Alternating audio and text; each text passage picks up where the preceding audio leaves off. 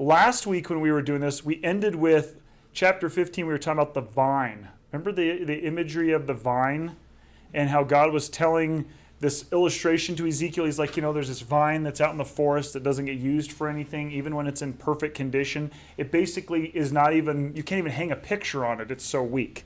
Okay? It's a waste. And then he says, what happens when it gets burned?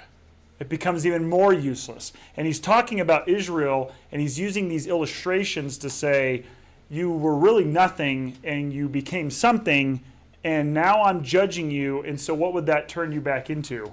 You're even more worthless than you were before I called you. And so to some degree, that's kind of what happens with this. He's just changing the illustration. And this is the longest chapter in the book of Ezekiel. So the 16 is the longest one.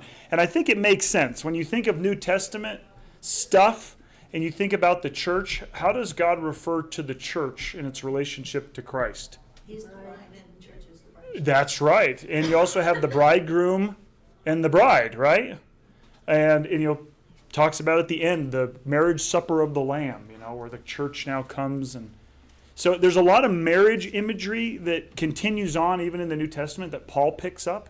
And some of it might be related to this, his understanding of God's view when it comes to this whole idea of a wife and a husband. Okay? And so that's what we're going to talk about today as we go through chapter 16. And I'm not going to hit every verse, but as I was going through this and preparing this week, I'm realizing I have to go through a lot of them. So there's a bunch of verses we're going to go through, so there's going to be a lot of verses to look at today. But I'll try to summarize where I can. I just didn't want to take away the power of the text when you get to see it and read it and hear it. So this is a chapter with an opportunity to see God's passionate heart for his people. He's not just a dictator on a hill with no connection. He is a husband to a wife, and that's how he looks at it. Same with the church today. You also have an opportunity to observe the reality of what turning against God looks like from his perspective. A lot of times we look at it from our perspective. What is it like from his perspective? How does it make him feel? How does he respond to that kind of thing? It's an opportunity to recognize our position today as Christ's bride, which is the church. So as we're going through this, think about it from that angle too. Is we're the church, the bride of Christ. Is there any overlap and connection with this chapter in Ezekiel? Okay. And then this will kind of lead into actually the sermon today. It's amazing how these things kind of come together. I did not plan this, but Pastor Ray's gone because his dad's retiring. And so he said, can you do, April 14th? This was months ago. I did not plan that to be on the heels or tied to chapter 16 by any means, but they couldn't be more together. So you kind of get part one here and part two there, okay? Even though I'm not using Ezekiel at all, which is interesting, okay? So again, Ezekiel 16, one of the things to look at is this idea of returning to our first love, which is exactly what John wrote to the church in Ephesus at the very end. So that's what we're going to talk about in the service today. So let's look at the beginning of chapter 16, verses 2 and 3. He says, Son of man, make known to Jerusalem its detestable things, and you must say, Thus says the Lord Yahweh to Jerusalem. So here's the declaration, right? What's going on? I've got a problem. There's a lot of detestable things. And so God always starts this off with Ezekiel saying, here's the proclamation. Here's what I want you to do. It's from the word of my mouth. And he goes on, he says, Your origin and your birth were from the land of the Canaanites. Your father was an Amorite, and your mother was a Hittite. A lot of different groups listed here. Are these good groups, bad groups? Bad groups. They're not good groups, are they? These are the bad ones. The Canaanites were kind of the land dwellers when the Israelites came into the land. They had to be exterminated. They had to battle them. The Amorites and the Hittites were another pagan group that knew good and well. They did not get along with the Israelites, and a lot of instances, the Israelites are, okay, we got to take these guys out, right? So these are not good groups. So when God looks at them and says, this is your heritage, that sounds kind of confusing because that's not how we look at Israel typically. That's not how we think of Israel. Let's talk about them. Not good guys. They were tribes of people, such immoral stature that God wiped them out, or they were supposed to. The Israelites were supposed to take them completely out. So they had come to a point like a Sodom and Gomorrah type thing. Take them out. Joshua was instructed to destroy them as he entered the promised land. In fact, he was supposed to kill all of them, like no one left. Men, women, children, livestock, everything goes. They were that much of a plague that they couldn't leave anything behind. Okay? In reality, what God is saying is that Jerusalem and Israel was established on original Canaanite land. So you have to think of it. We always think of Israel kind of, they are the people that God chose, the land that God chose. But if God is saying, let's just look at you in reality without me. Take me out of the picture, because without me, you're nothing. And let's just look at you for what you were and who you are without me. Look what he's saying when he says, you are from the land of Canaan, your Canaanite origin, and your parents are a bunch of pagans. So without me, you're just living in Canaanite land. That's your origin. Did the Israelites have any land of their own before this? Did they just decide to move? Nothing. They were just traveling, nomadic people. They had nothing of their own. And where does God take them? Into a land of the Canaanites. God gave it to Israel when they had nothing of their own. So in the beginning, how did the beginning of national Israel go? How did it start? If you go back into history and you think, okay, you've got the beginning of it would be God's call to who? Abraham, right? Abraham, he calls him to leave the land and go. And then Abraham, Isaac, Jacob, and then you have Israel Jacob gets his name changed to Israel. But they pretty much had to move around, right? They just kind of traveled. They didn't have a place that's their area. Abraham was called to leave his homeland.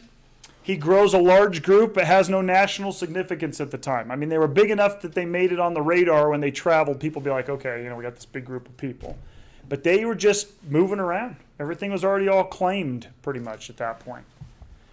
His descendants end up slaves in Egypt. Remember that story? Joseph, and then the people come and live there. They're subject to one who cares nothing about them as a people. Who's that? Pharaoh, right? Pharaoh doesn't care one bit. The belief here is the Israelites believed Abraham was their true beginning. That's what they told Jesus. Who's your father? Our father is Abraham. True. But here Ezekiel says, no, your mom and your dad are pagans. That's the land you've come from. He doesn't mention Abraham. Does he know Abraham is involved? Yes.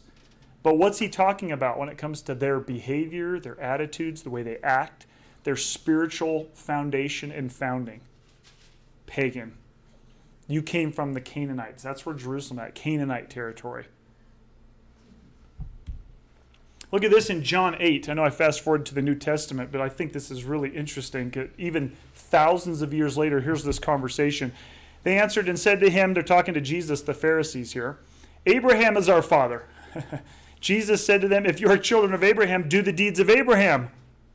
They said to him, we were not born from sexual immorality. We have one Father, God. And Jesus said to them, if God were your father, you would love me. You are of your father, the devil, and you want to do the desires of your father. Yeah, they were legitimate blood of Abraham, but spiritually, were they from Abraham? Nope. The devil. So what is he kind of saying to Ezekiel here when Ezekiel's talking about Israel? Yeah, I know you're from Abraham, but your father's the devil. And you come from a Hittite mother, Canaanite land, Amorite father. Like that's kind of this language he uses to put them in their proper placement apart from him. The reality is Israel was born into sin and bondage, right? They also ended up in Egypt, so they were in legitimate bondage for a number of years. God didn't need to rescue or choose them. Did he need the people of Israel? He didn't. In fact, right after Babel takes place in Genesis, scatters all the peoples, right after that, he's the call to Abraham.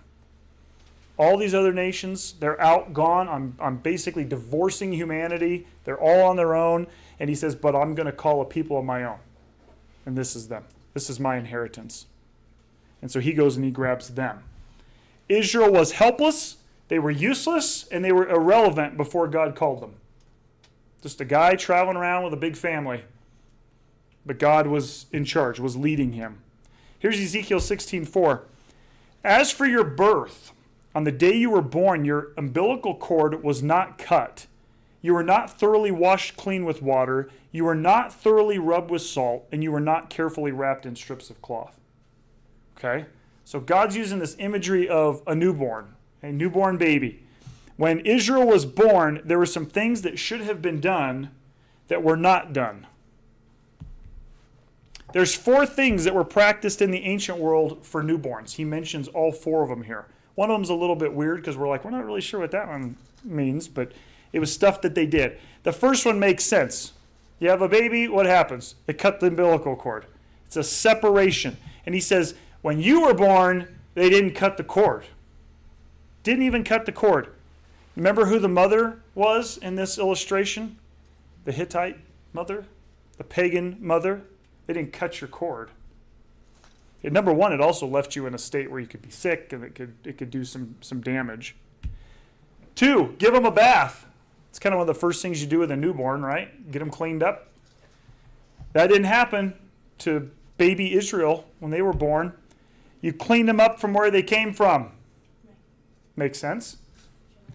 3rd, rub them in salt. This is a weird one. We did not do this with our kids. I don't know if anybody else did. That's right.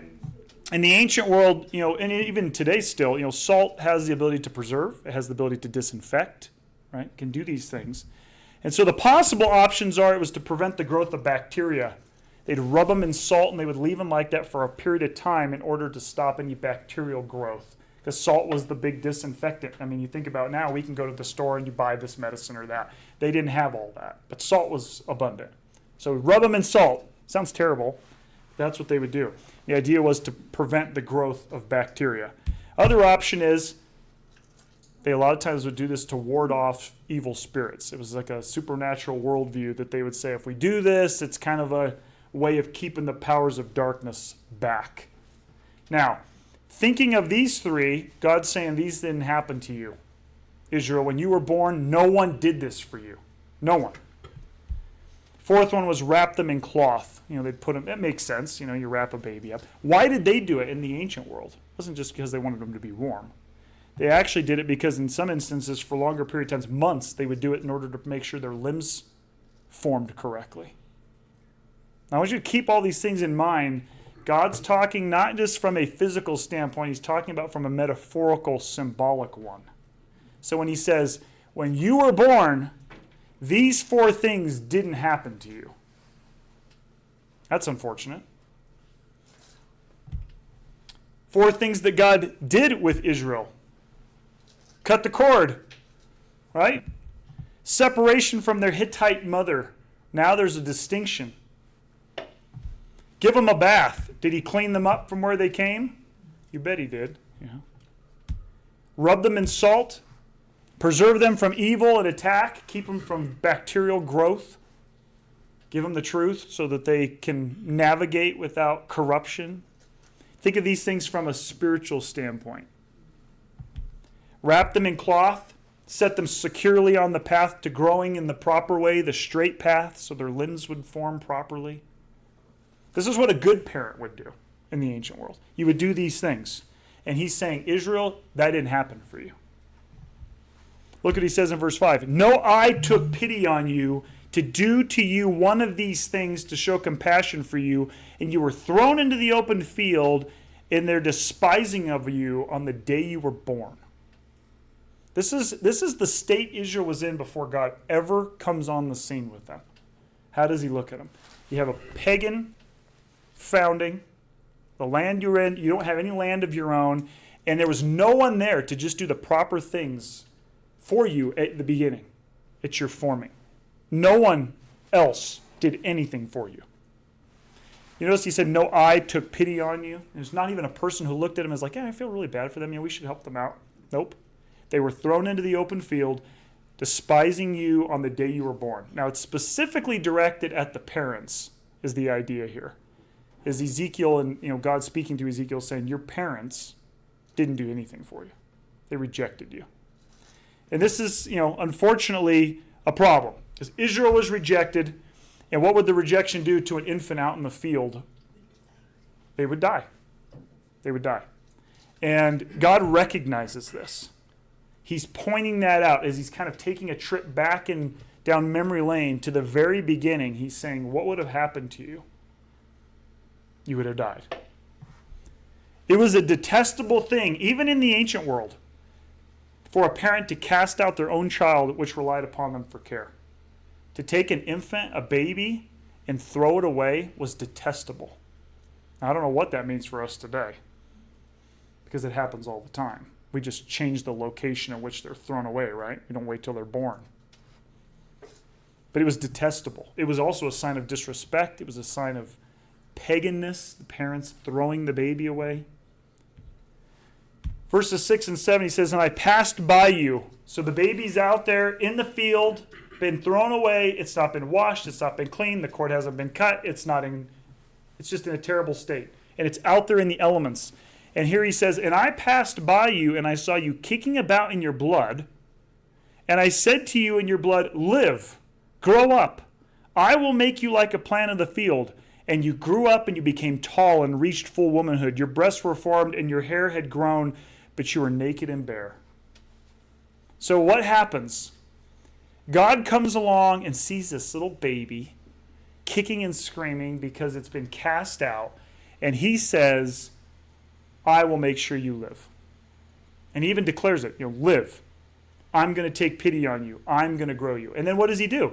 Takes the baby in, grows the baby until it's a full-grown woman.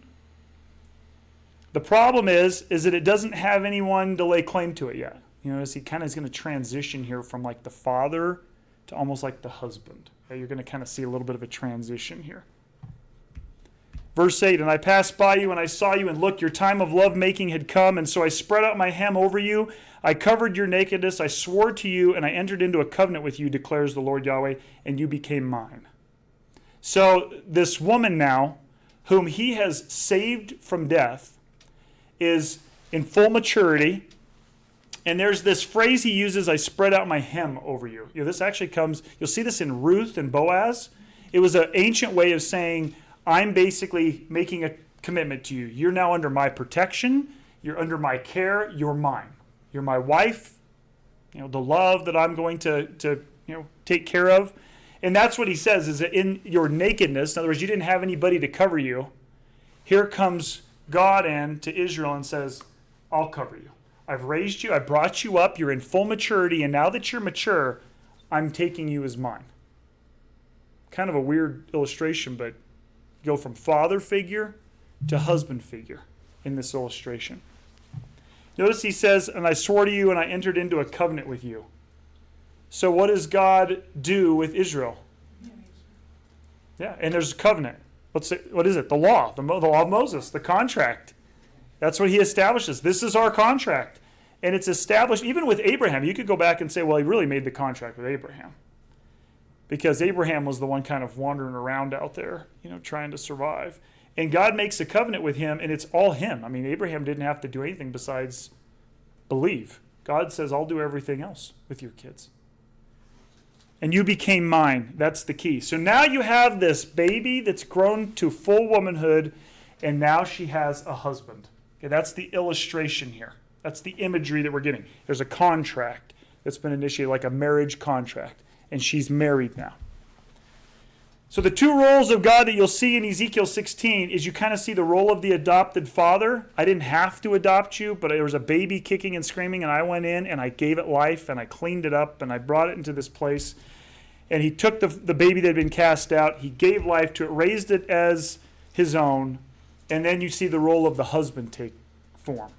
And in this instance, at the proper time of the woman's maturity that he's raised up, he marries her. She's mine. He entered into a covenant with her. What did that do to her status? She's married, obviously. But who's she married to? Does she know who she's married to?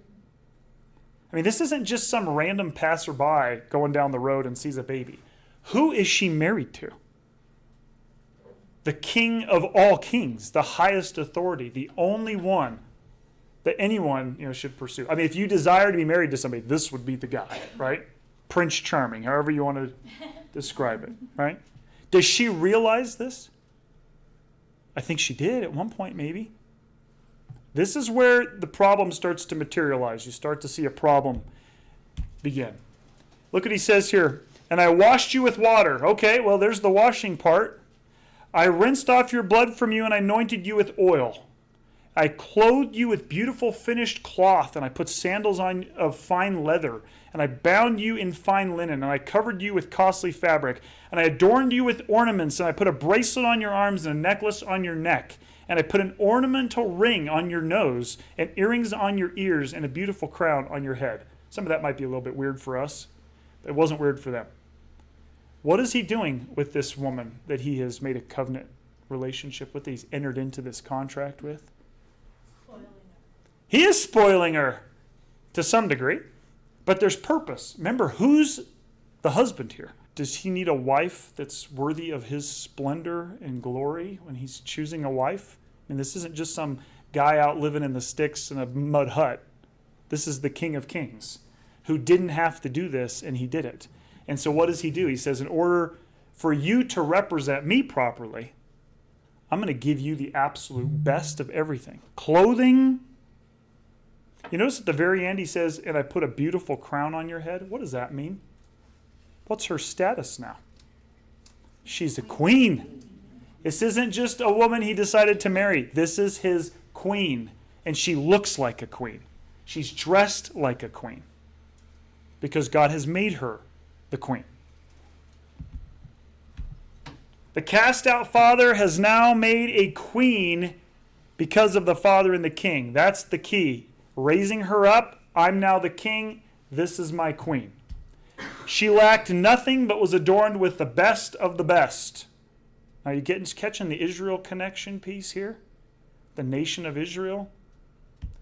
She reflected the glory of the king as his queen. Did Israel do that at one time? Think about David, Solomon, some of these guys.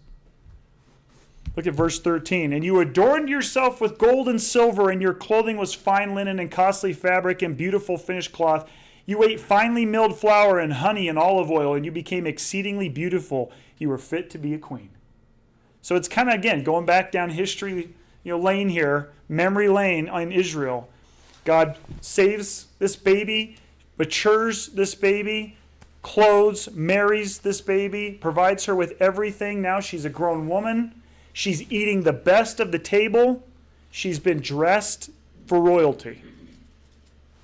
His other half, to some degree. I mean, God didn't need her, but he chose her, made her his queen. So what happened to the queen? This is the real question. This is the whole point of Ezekiel's issue as he's bringing this illustration up. Is not that she wasn't a queen at one point. It's what happened to the queen? Became unfaithful. Yeah. Verse 14. A name went out for you among the nations because of your beauty, for it was perfect because of my majesty that I bestowed on you, declares the Lord Yahweh. This, if you can underline a verse, is where things went south. Underline this one. Because a name went out. Why? Because she was beautiful. God had given her all of his majesty, all of his glory in what she wore and what she ate and how she looked and how she behaved. All these things reflected him. And that started to get out into the world. The message went out into all the nations of, look at this beautiful queen sitting in Jerusalem. Proverbs 31:30. This is a good one to mark down. Charm is deceit or deceptive. Beauty is vain or fleeting, but a woman who fears Yahweh shall be praised. This is a good one. And why is it so different from this one? What's defining this woman? Her beauty. She's beautiful. And so it started to go out and get attention from other nations. But God is saying here in Proverbs, using it from to a female, but he's saying the concept is the same. Should the benefit, or should we put the priority in the beauty, or should we put the priority in the character, in the loyalty, in the behavior? Look what he says. Here's Ezekiel 28. This is that famous verse that talks, some people will identify with Satan and the king of Babylon, king of Tyre. You were a perfect model of an example, full of wisdom and perfect of beauty. You were in Eden, the garden of God, and every precious stone was your adornment. And he lists all these adornments. This guardian cherub that was in Eden that God made, and he was the most beautiful, and he adorns him with all of these precious stones. Then he says, your heart was proud. Why? Because of your beauty. You ruined your wisdom because of your splendor. So what happened in Eden with this being? Realized it was beautiful. And now all of a sudden, wait a second, I'm beautiful. Look what that gets me. And look what I can do. Look who I am. Back to verse 15. Talking again to Israel, and you trusted in your beauty, and you prostituted on account of your name, and you poured out your fornication on everyone passing by, saying, let it be his. So the transition is starting to take place. You have this wonderful queen that God rescued and raised and adorned and saved, and she realizes at some point, I'm beautiful. And then instead of reserving that for her husband, what does she do? Turns to idols. She goes out to every other suitor, every other caller out there and says, I might be able to use this for something. Verse 16, and you took from your clothes and you made for yourself colorful shrines and you prostituted on them. This had not happened before and it will not continue to happen. So you kind of get some narration there from God being like, I'm done with this. But she takes the stuff that God dressed her in. Remember, who gave her the clothes? She takes the gifts of Yahweh and she creates these, when it says colorful shrines, that's another way of saying an elevated platform with a bed on it. That's what she did with it. And she adorned that bed with all of the things he gave her so that it would be colorful, so that it would catch attention. And guess what then would happen? These men would come to where she is. And it's on this platform of bed. It's actually, the language suggests basically a bed being crafted for lovemaking. That's what it is. She's dressing it up to draw in people. God's adornment of his wife became decorations for the bed of immorality. That's exactly what he's saying here. All the stuff I gave you, you used to dress up your bed so you could attract men to come in. Verse 17, you took your beautiful jewelry made from, notice he says, my gold and from my silver that I had given to you, and you made for yourself male images and you prostituted with them. I'm not going to get too crazy here because this is where it starts to get a little wild. Now, the idea here is that they probably melted this stuff down and just made statues that look like men. There's other beliefs that it was not just men, but it was specific parts. That's what was crafted with the gold and with the jewelry. And not acceptable behavior. The gifts of God became cast images for immoral engagement. So you can see again, God uses these things for a dressing for a beautiful, glorious bride, a queen. And what does she do? She takes it, she perverts it, and she uses it inappropriately. Verse 18, you took the clothes of your beautiful finished cloth and you covered them, and my oil and my incense you set before them. So not only did she create images of men, dressed them up to look like men. Put the stuff that God had given her, dress them up, make them look nice, and then come and make an offering before them. This is getting into the idolatry piece. But think of it from a woman going to an unfaithful, she's being unfaithful to her husband and she's going to another husband. She's bringing him gifts. She's giving him all her stuff. She even dressed him up, which is weird. An image and then dressed it up. Verse 19, and my bread, remember the food that she ate that was wonderful? And my bread that I gave you, finely milled flour and oil and honey with which I fed you, that you set it before them as a pleasing odor, and so it was, declares the Lord Yahweh. Remember, before God would say, they'd take the sacrifice to God and they would burn it, have barbecue, and it would be a pleasing aroma to the Lord. Well, here she's taking the gifts of God, the gifts of Yahweh, and she's putting them before this image she's created, and she's burning it in order to use that pleasing aroma, not to God, but to this image, to this thing that she's made. The meal for a queen now offered to images of other men. God's got a problem with this. It's about to get a little worse. You took your sons and your daughters whom you had borne for me, and you sacrificed them to be eaten, as if your whorings were not enough. And you slaughtered my children, and you gave them to be sacrificed to them. So now it even gets worse, because not only do you have the queen, but you have the queen and the king's children, and you sacrifice them to these images and to these others that are idols that you melted down and made with, and you dressed them up, and now you're killing our children at their feet. You're offering our children to them. You see how God might be a little bit angry with his wife and what she's done? Children of the covenant offered as a sacrifice to another worthless god. It's just an image. Verse 22, in all of your detestable things and your fornication, you did not remember the days of your childhood when you were naked and bare, when you were kicking about in your blood. This might be another key verse to underline here, is in the midst of all of this stuff, she's so tunnel visioned on what she's doing and where she's going and what she wants, that what does she forget to do? To remember her heritage, remember where she came from. I'm reading this week and I'm thinking about our country, I'm thinking about Israel, and I'm going, man, how many times during the week do you go around and go, man, the founders would roll over in their grave if they knew what was going on here? How many times have we not remembered the days of our childhood when we were in the beginning stages? We forget. We reject it for our own purposes. The baby rescued from death by Yahweh is now sacrificing her own children. Isn't that ironic? She was cast out like one of those children that she's now sacrificing. I'm going to summarize these chapters. Just give you a little summary because they get pretty graphic. So I'm just going to kind of give you some summarizing of it.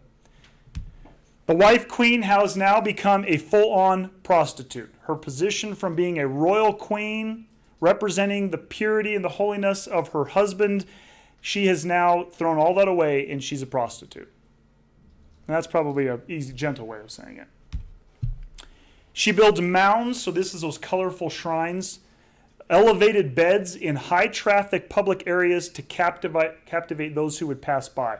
So imagine the queen is now in the public square with a platform with a bed on it, that she's enticing anybody that'll come by in the public square. That's the imagery that's put forth in these chapters. She revealed private parts to entice any man who would pass by. This is why you can't read this verbatim. So you kind of get an idea of what's going on. Even the pagans around were made to blush by her conduct. Talks about that in these chapters, is that the nations around are going, oh my goodness, this is even bad compared to what we do. She would and could not be satisfied. So it didn't matter how many guys came, it didn't matter what it was, she never could get enough. That's the kind of prostitute she is at this point. Never can get enough. She was so consumed with her beauty and lust that she didn't even take the money a prostitute would have worked to obtain. God tells Ezekiel this in these chapters, is that most prostitutes are there to make money. She wouldn't even take the money because she's so consumed with her own lust and her own beauty. Nope, I don't want your money. I want this instead. She didn't receive gifts, but she actually gave them to her lovers instead. So the prostitute, instead of the man coming and saying, here's a gift for the evening or whatever, she's actually the one saying, you come to me and I'll give you a gift when you leave or to come. Isn't that crazy? Hosea actually gets to experience a little bit of this, maybe not quite to the degree, but in the same vein. At the beginning, when Yahweh spoke through Hosea, Yahweh said to Hosea, go take for yourself a wife and a child and children of whoredom, because the land commits great whoredom, forsaking Yahweh. So he went and took Gomer, daughter of Diblaim, and she conceived and bore him a son. So what does he tell Isaiah? Go get yourself a wife who's a prostitute. Sounds like bad marital advice. I would probably not tell. But the idea is you're gonna experience what I experienced. So the unfaithful wife obviously has created this environment where she's trying to entice anybody in the public. But there's a few targets that God's unfaithful wife went after specifically. There's 3 whom the queen sought specifically to entice. Egypt, actually it says the sons of the Egyptians.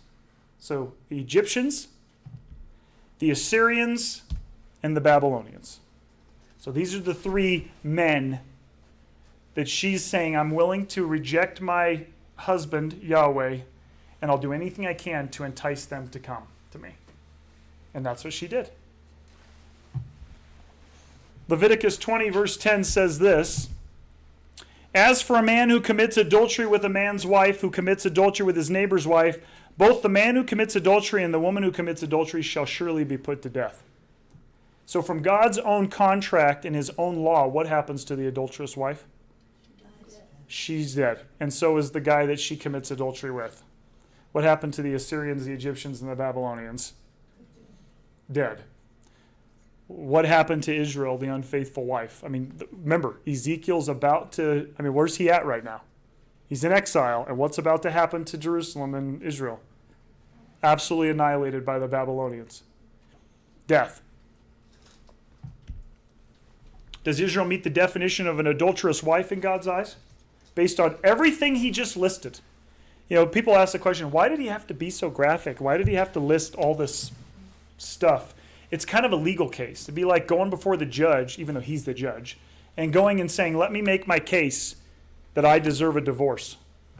And that my wife needs more than that. She deserves punishment for what she's done to me. That's what we just got in basically all those chapters leading up to where we are in chapter 16. Everything listed that was done against God unfaithfully. So then you have this come. He's made the case of what his wife has done, and now what's going to happen because of what she's done. Verse 37, look, I'm gathering all your lovers. Now think Egypt, Assyria, Babylon, whom you were pleased about, and all of whom you loved in addition to all of whom you hated, and I will gather them against you from everywhere, and I will uncover your nakedness to them, and they will see all of your nakedness. Now I want you to remember back when God made the contract with the woman who's now of age, and he makes a covenant with her. What has he said? I put my hem over her and I covered her nakedness. Now what's he doing? So what's he doing? I'm exposing her. I'm publicly shaming her. I'm divorcing her. That's what he's doing. That's what they did in the ancient world. The shaming via stripping of the adulterous wife publicly was an ancient symbol of divorce. Yikes. He has every right to do it, I would say, based on what we read. It's interesting how when Jesus is asked about divorce, what does he say? The only instance in which I'll even allow it, which he doesn't actually say you should do that, but he'll allow it, is what? Adultery, unfaithfulness. Well, that would make sense. Her crimes against the high king now only end with an execution. Remember this verse? And I passed by you, I saw you kicking about in your blood, and I said to you, in your blood, live. Remember, we're at the very beginning of Israel, very beginning of his bride. Now look where she's at. And I will judge you with the judgment of women committing adultery and shedding blood, and they will bring up against you a crowd, and they will stone you with stones, and they will cut you to pieces with their swords. She's turned from being rescued from blood back to dying in it. There's like this contrast going on. Verse 39, I will give you into their hand. This might be the most, I guess the saddest verse in all of this, because the God and the father and the husband who rescued this little baby, grew her to full maturity, married her, gave her everything, is now handing her over to those that she has gone to and prostituted herself to and said, you want them? Here you go. When God hands her over, he says this, your foreign lovers are going to hurt you. There's a warning here. They're not me. They're going to hurt you. They will rob you.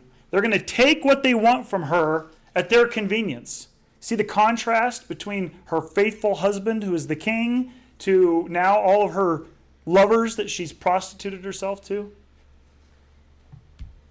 They will be harsh with her, caring nothing for her in love. It's not about love. It's about getting what I want. See the contrast? And ultimately, they're going to kill her. When they're done with her, what are they going to do with her? Kill her.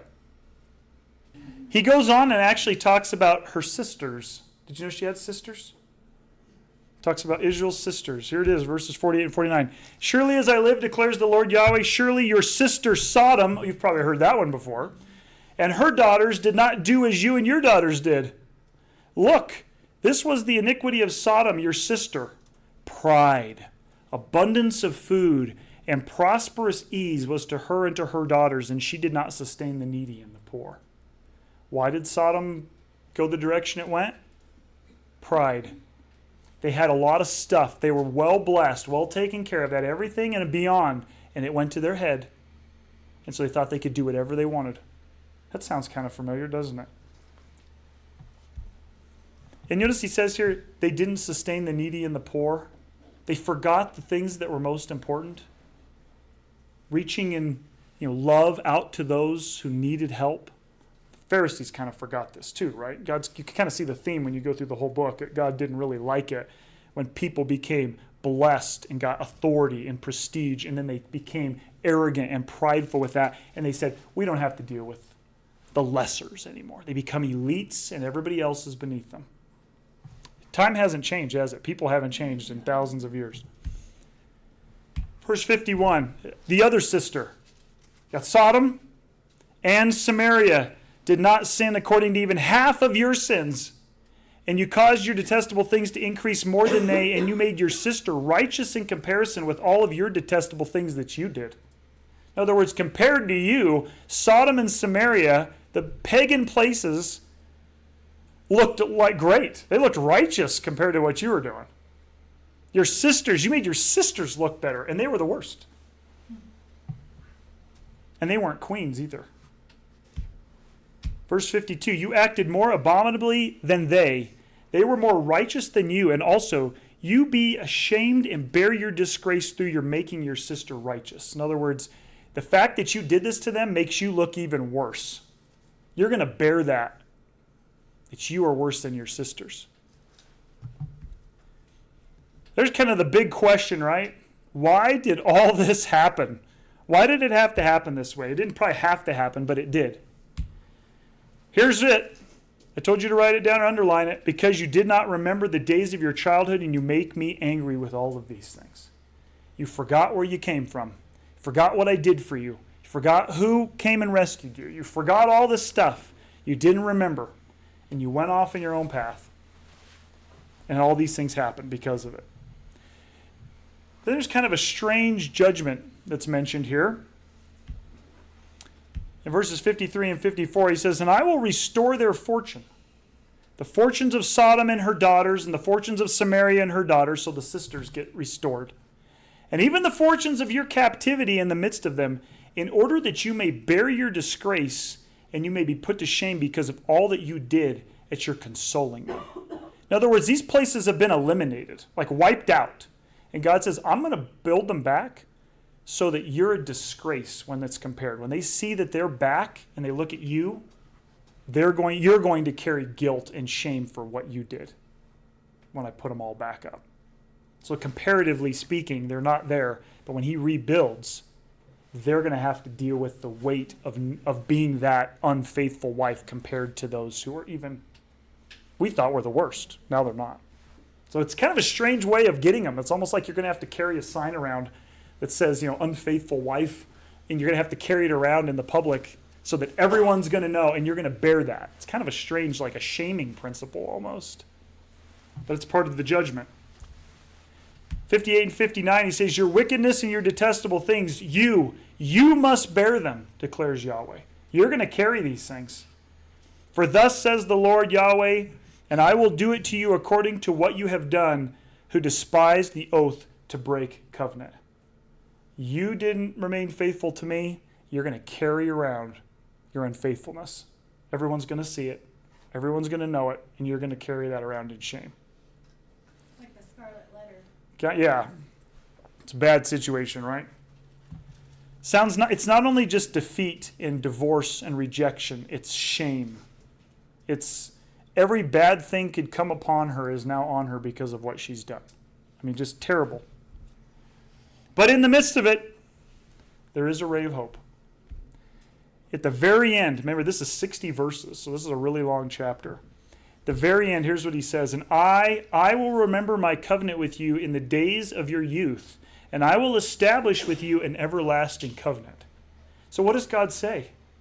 I'll remember back when I put my hem over you and I took you under my wing and I made you my bride. And I'm going to make a new contract with you. Does he need to do this? Sounds to me like craziness, doesn't it? No way. Look what she's done. And he says, and I will establish my covenant with you, and you will know that I am Yahweh, in order that you will remember and you will be ashamed, and you will not open your mouth again because of your disgrace when I forgive you for all that you have done, declares the Lord Yahweh. In other words, she knows what she deserves now. She's been shamed, she's been humiliated, she's been abused. And he says, I'm taking you back in, and I'm going to forgive you. And when that happens, what's going to happen to her? She's going to say, why did you do this for me when I didn't deserve this? And then what's really going to happen? Heart's going to change. And that is essentially the New Testament. This is essentially Jesus right here. Because what does he do? He shows up. While we were yet sinners, Christ died for us. And then when you really realize that, what happens to you? Changes your heart. And now you go, oh my goodness, look what I've done. Look what I've been. And 2 Corinthians 11, for I am jealous for you with a godly jealousy, because I promised you in marriage to one husband, to present you as a pure virgin to Christ. This is Paul talking about his church that he planted in Corinth.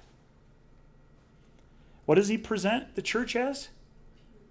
That woman who's come to age and she's been purely kept. That's how he looked at it. The church was Christ's bride, that his job was to preserve her for Christ.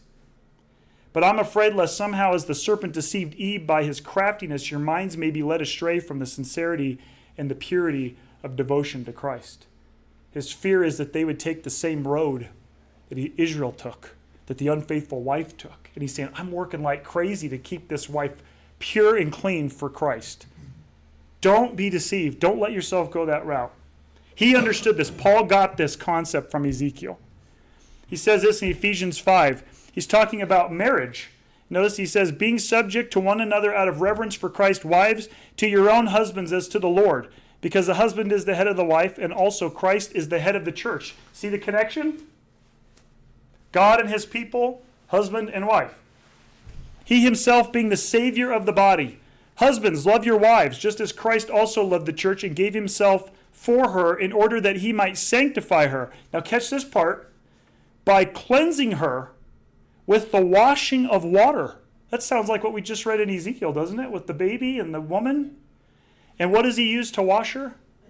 The word. In order that he might present to himself the church glorious, not having a spot or wrinkle or any other thing, but that she may be holy and blameless. He's talking about husbands and wives. Then he says this, for this reason a man will leave his father and mother and be joined to his wife, and the two will become one flesh. Notice this part. This mystery is great, but I'm speaking with reference to Christ and the church. Marriage is the context, but then he makes this statement, says these things I've told you about the separation and all the things we just read in Ezekiel. He says, oh, by the way, that's about Christ and the church.